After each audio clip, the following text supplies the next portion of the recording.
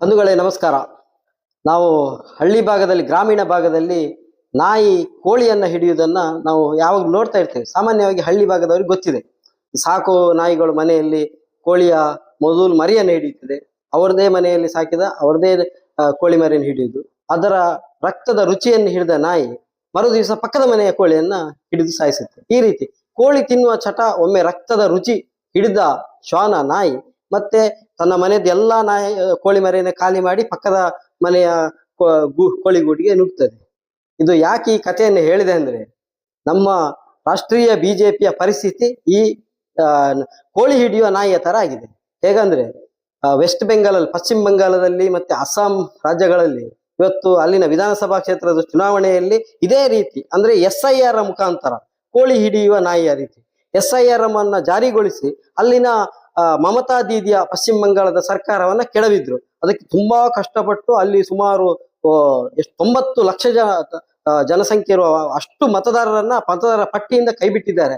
ಇವತ್ತು ಪಶ್ಚಿಮ ಬಂಗಾಳದ ಆ SIR ಎನ್ನುವ ಮಹಾಮಾರಿ ನಮ್ಮ ಕರ್ನಾಟಕಕ್ಕೆ ಒಕ್ಕರಿಸಿದೆ. ಅದಕ್ಕೆ ಉದಾಹರಣೆ ಅಂದ್ರೆ, ನಿನ್ನೆ ಬೆಂಗಳೂರಿನಲ್ಲಿ ಬಿಜೆಪಿಯ ರಾಷ್ಟ್ರೀಯ ಅಧ್ಯಕ್ಷರು ನಿತಿನ್ ನಬೀನ್ ಅವರು ಬಂದು ಇಲ್ಲಿಯ ಪ್ರಮುಖ ರಾಜ್ಯ ಬಿಜೆಪಿಯ ನಾಯಕರನ್ನೆಲ್ಲ ಒಟ್ಟು ಸೇರಿಸಿ ಸಭೆಯನ್ನ ಮಾಡಿದ್ದಾರೆ. ಆ ಸಭೆಯಲ್ಲಿ ಅವರು ಹೇಳ್ತಾರೆ, ಇಲ್ಲಿ ಕರ್ನಾಟಕದಲ್ಲಿ SIR ಅನ್ನ ಪರಿಣಾಮಕಾರಿಯಾಗಿ ಜಾರಿ ಮಾಡಿದ್ರೆ ನಾವು ಮತ್ತೆ ಅಧಿಕಾರವನ್ನ ಗೆಲ್ತೇವೆ ಅಂತ, ಮತ್ತೆ 2028ರಲ್ಲಿ ಮತ್ತೆ ಅಧಿಕಾರಕ್ಕೆ ಬರ್ತೇವೆ ಅಂತ ಹೇಳ್ತಾರೆ. ಅಂದ್ರೆ SIR ಪರಿಣಾಮಕಾರಿ ಜಾರಿ ಆದ್ರೆ ನಾವು ಅಧಿಕಾರಕ್ಕೆ ಬರ್ತೇವೆ ಅಂತ ಹೇಳ್ತಾರೆ. ಇದೊಂದು ಹಾಸ್ಯಾಸ್ಪದ.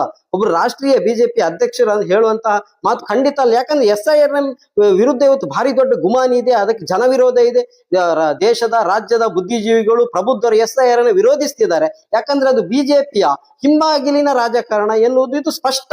ಆ ಹಿಂಬಾಗಿಲಿನ ರಾಜಕಾರಣ ಅಂದ್ರೆ ಮತವನ್ನ ಕದಿಯುವುದು, ವೋಟ್ ಚೋರಿಯ ಮತ್ತೊಂದು ಪ್ರತಿರೂಪ ಇದು. ಮತವನ್ನ ಕದಿಯುವುದು, ಅದಕ್ಕೆ SIR ಅಂತ ಹೇಳ್ತಾರೆ ಅಷ್ಟೇ. ಅಂದ್ರೆ ಮತವನ್ನ ನಾವು ಕದ್ಕೊಂಡ್ರೆ ನಾವು ಮತ್ತೆ ಅಧಿಕಾರಕ್ಕೆ ಬರ್ತೇವೆ ಅಂತ ಹೇಳಿದಾಗಾಯ್ತು ನಿತಿನ್ ನಬೀನ್ ಅವರು. ಹಾಗಾಗಿ ಇದೊಂದು ಅವರ ಮಾತು ನೇರವಾಗಿ ಹೇಳುದಂದ್ರೆ ಇದು ಪ್ರಜಾಪ್ರಭುತ್ವಕ್ಕೆ ಮಾರಕ. ಮತ್ತು ಬಿಜೆಪಿ ಕರ್ನಾಟಕದಲ್ಲಿಯೂ ಕೂಡ 2028ರಲ್ಲಿ SIR ಮುಖಾಂತರ ಮತವನ್ನ ಕದ್ದು ಅಧಿಕಾರಕ್ಕೆ ಬರಲಿಕ್ಕೆ ಹವಣಿಸ್ತಿದೆ ಎನ್ನುವುದಕ್ಕೆ ಅವರ ನಿನ್ನೆಯ ಮಾತಿನ ಒಂದು ಉದಾಹರಣೆ ಸಾಕು. ಹಾಗೆ ಕರ್ನಾಟಕದಲ್ಲಿ ಬರುವ ಈ SIR ಎನ್ನುವ ಮಹಾಮಾರಿಯನ್ನ ಹಿಮ್ಮೆಟ್ಟಿಸುವುದಕ್ಕೋಸ್ಕರ ನಾವೆಲ್ಲರೂ ಸಾರ್ವಜನಿಕರು ಎಚ್ಚೆತ್ತುಕೊಳ್ಬೇಕು. ವಿಶೇಷವಾಗಿ ಕಾಂಗ್ರೆಸ್ ಪಕ್ಷದ ಕಾರ್ಯಕರ್ತರು ಮತ್ತು ಸಾರ್ವಜನಿಕರು ಇದರ ಬಗ್ಗೆ ಎಚ್ಚೆತ್ತುಕೊಂಡು SIR ಅನ್ನು ಹಿಮ್ಮೆಟ್ಟಿಸಬೇಕಾಗಿದೆ. ಯಾಕೆ SIR ಅನ್ನ ಹಿಮ್ಮೆಟ್ಟಿಸ್ಬೇಕಂತ ನಾನು ಹೇಳ್ತೇನೆ. ಕೇವಲ ಕಾಂಗ್ರೆಸ್ ಪಕ್ಷಕ್ಕೆ ಇದರಿಂದ ನಷ್ಟ ಆಗ್ತದೆ ಅಂತ ಹೇಳುವುದಲ್ಲ, ಇದು ಅವರ ನೇರ ಟಾರ್ಗೆಟ್ ಕಾಂಗ್ರೆಸ್ ಪಕ್ಷನೇ. ಅದರಲ್ಲಿ ಯಾವುದೇ ಸಂಶಯ ಇಲ್ಲ, ಯಾವುದೇ ಡೌಟ್ ಇಲ್ಲ. ಕಾಂಗ್ರೆಸ್ ಪಕ್ಷವನ್ನ ಕರ್ನಾಟಕದಿಂದ ಅಧಿಕಾರದಿಂದ ಕೆಳಗಿಳಿಸಬೇಕಾದ್ರೆ SIR ಅನ್ನು ಜಾರಿಗೊಳಿಸಲೇಬೇಕು. ಆ ರೀತಿ ಅವರು ಯೋಚನೆಯನ್ನ ಮಾಡಿದ್ದಾರೆ.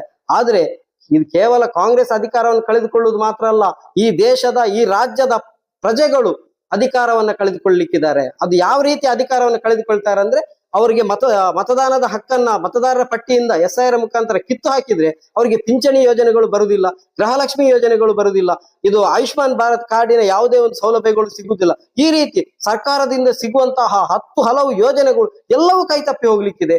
ಹಾಗಾಗಿ ಕೇವಲ ಕಾಂಗ್ರೆಸ್ ಅಧಿಕಾರವನ್ನು ಕಳೆದುಕೊಳ್ಳುವುದಲ್ಲ, ಈ ರಾಜ್ಯದ ಜನಸಾಮಾನ್ಯ ಅಧಿಕಾರವನ್ನು ಕಳೆದುಕೊಳ್ತಾನೆ. ಸರ್ಕಾರದ ಯಾವುದೇ ಯೋಜನೆಗಳಿಂದ ವಂಚಿತ ಆಗ್ತಾನೆ. ಹಾಗಾಗಿ SIR ಕೇವಲ ಕಾಂಗ್ರೆಸ್ಸಿಗೆ ಅಪಾಯ ಇದೆ, ಇನ್ನು DK ಶಿವಕುಮಾರ್ಗೆ ಅಪಾಯ ಇದೆ, ಅಥವಾ ಸಿದ್ದರಾಮಯ್ಯ ಅವರಿಗೆ ಅಪಾಯ ಇದೆ, ರಾಹುಲ್ ಗಾಂಧಿಗೆ ಅಪಾಯ ಇದೆ, ಖಂಡಿತ ಅಲ್ಲ. ಇದೇ ನಮ್ಮ ಊರಿನ ರಮೇಶ್ ಅಣ್ಣ, ಸಂಜೀವಣ್ಣ, ಉಮೇಶ್ ಅಣ್ಣ ಇಂಥವರಿಗೆ ಅಪಾಯ ಇದೆ. ಇಂಥವರ ಹೆಸರನ್ನು ಪಟ್ಟಿಯಿಂದ ತೆಗೆದುಹಾಕಿದ್ರೆ ಅವರಿಗೆ ಯಾವುದೇ ಸವಲತ್ತುಗಳು ಸಿಗುವುದಿಲ್ಲ. ಅದಕ್ಕೋಸ್ಕರ SIR ಅನ್ನ ಹಿಮ್ಮೆಟ್ಟಿದಕ್ಕೋಸ್ಕರ ನಾವೆಲ್ಲರೂ ಜಾಗೃತರಾಗಿ ಕೆಲಸ ಮಾಡಬೇಕಾಗಿದೆ. ಒಂದು ಅಂಕಿಅಂಶವನ್ನ ನಾನು ಹೇಳ್ತೇನೆ. ನಿನ್ನೆ KPCCಯ ವಕ್ತಾರರಾದ ಲಕ್ಷ್ಮಣ್ ರವರು ಒಂದು ಪತ್ರಿಕಾಗೋಷ್ಠಿಯಲ್ಲಿ ಒಂದು ಭಯಾನಕವಾದಂತಹ ಸತ್ಯವನ್ನು ಹೇಳಿದ್ರು. ಒಟ್ಟು ಕರ್ನಾಟಕದಲ್ಲಿರುವ 5,56,00,000 ಮತದಾರರ ಪಟ್ಟಿಯಲ್ಲಿ ಅಷ್ಟು ಮತದಾರರಿದ್ದಾರೆ. ಅದರಿಂದ 75,22,005 ಜನ ಮತದಾರರ, ಅಂದ್ರೆ ಒಟ್ಟು ಒಂದು ಸರಿಸುಮಾರು 75 ಲಕ್ಷ ಜನ ಮತದಾರರನ್ನ ಪಟ್ಟಿಯಿಂದಲೇ ಕಿತ್ತು ಹಾಕುವಂತಹ ಒಂದು ಹುನ್ನಾರವನ್ನ ಬಿಜೆಪಿ ಚುನಾವಣಾ ಆಯೋಗದ ಮುಖಾಂತರ ನಡೆಸ್ತಾ ಇದೆ ಎನ್ನುವಂತಹ ಒಂದು ಭಯಾನಕ ಸತ್ಯವನ್ನ ನಿನ್ನೆ ಅವರು ಪತ್ರಿಕಾಗೋಷ್ಠಿಯ ಮುಖಾಂತರ ಹೇಳಿದ್ದಾರೆ. ಹಾಗಾಗಿ ರಾಜ್ಯದ ಎಲ್ಲಾ ಪ್ರಜ್ಞಾವಂತ ಮತದಾರ ಬಂಧುಗಳು ಜಾಗೃತಿ ವಹಿಸಬೇಕು. ವಿಶೇಷವಾಗಿ ಕರಾವಳಿಯಲ್ಲಿ, ನಮ್ಮ ಕರಾವಳಿ ಭಾಗ, ಮಂಗಳೂರು, ದಕ್ಷಿಣ ಕನ್ನಡ ಈ ಭಾಗದಲ್ಲಿ ತುಂಬಾ ಜನ ಮುಂಬೈ ಇರ್ಬೋದು ಅಥವಾ ಬೆಂಗಳೂರು ಇರ್ಬೋದು, ಬೆಳಗಾವಿ ಇರ್ಬೋದು, ಹುಬ್ಬಳ್ಳಿ ಇರ್ಬೋದು, ರಾಜ್ಯದ ನಾನಾ ಕಡೆಗಳಲ್ಲಿ ಉದ್ಯೋಗ ಬದುಕು ಕಟ್ಟಿಕೊಳ್ಳುವುದಕ್ಕೋಸ್ಕರ ವ್ಯವಹಾರದ ನಿಮಿತ್ತ ಹೊರಭಾಗಗಳಿಗೆ ಹೋಗಿದ್ದಾರೆ. ಅವರೆಲ್ಲರೂ ಇಂಥದ್ದು SIR ಜಾರಿ ಆದ್ರೆ ಅವರು ಮತದಾರ ಪಟ್ಟಿಯಿಂದ ತಮ್ಮ ಮತದಾನದ ಹಕ್ಕನ್ನು ಕಳೆದುಕೊಳ್ಳಿಕ್ಕಿದ್ದಾರೆ, ಅಂತ ಒಂದು ಅಪಾಯಕ್ಕೆ ಸಿಲುಕಲಿಕ್ಕಿದ್ದಾರೆ. ಹಾಗಾಗಿ ಎಲ್ಲರೂ ಇದರ ಬಗ್ಗೆ ನಮ್ಮ ಮನೆಗಳಲ್ಲಿ, ನಮ್ಮ ಕುಟುಂಬಸ್ಥರಲ್ಲಿ, ನಮ್ಮ ಸಂಬಂಧಿಕರಲ್ಲಿ, ನಮ್ಮ ಸ್ನೇಹಿತ ವಲಯದಲ್ಲಿ ಇದರ ಬಗ್ಗೆ ನಾವು ಚರ್ಚೆಯನ್ನ ಮಾಡಬೇಕು.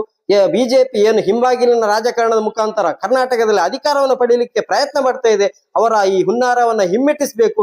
SIR ಇದು ಕೇವಲ ಕಾಂಗ್ರೆಸ್ಗಾಗ್ಲಿ ಅಥವಾ ರಾಹುಲ್ ಗಾಂಧಿಗಾಗ್ಲಿ ಬಂದಿರುವಂತಹ ಸಂಕಷ್ಟ ಅಲ್ಲ, ಇದು ಭಾರತದ ಪ್ರತಿಯೊಬ್ಬ ಪ್ರಜೆಗೂ ಬಂದಿರುವಂತಹ ಸಂಕಷ್ಟ, ಇದು ಕರಾವಳಿಯ, ಇದು ಕರ್ನಾಟಕದ ಪ್ರತಿಯೊಬ್ಬರಿಗೂ ಬಂದಿರುವ ಸಂಕಷ್ಟ. ಇದನ್ನ ಹಿಮ್ಮೆಟ್ಟಿಸಿ ಇದರ ಬಗ್ಗೆ ಜಾಗೃತಿಯನ್ನ ಮಾಡೋಣ, SIR ಹಿಮ್ಮೆಟ್ಟಿಸೋಣ, ಪ್ರಜಾಪ್ರಭುತ್ವವನ್ನು ಎತ್ತಿ ಹಿಡಿಯೋಣ. ಎಲ್ರಿಗೂ